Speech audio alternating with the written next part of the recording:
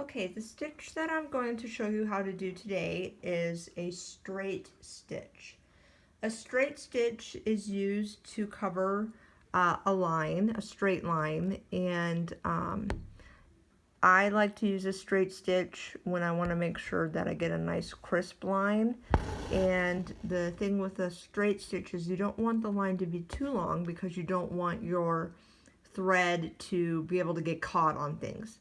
So the lines I have for this flower are about the longest I would use a straight stitch for, but it's super easy. You come up in one point and you go down in the second point, and there you go, you have a straight stitch.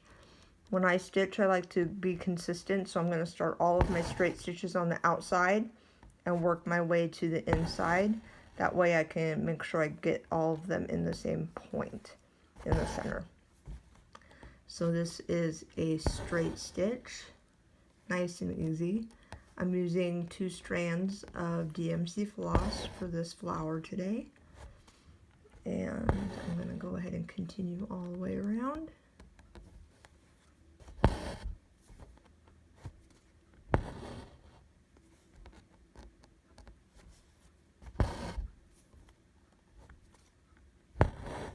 And there you go, straight stitch.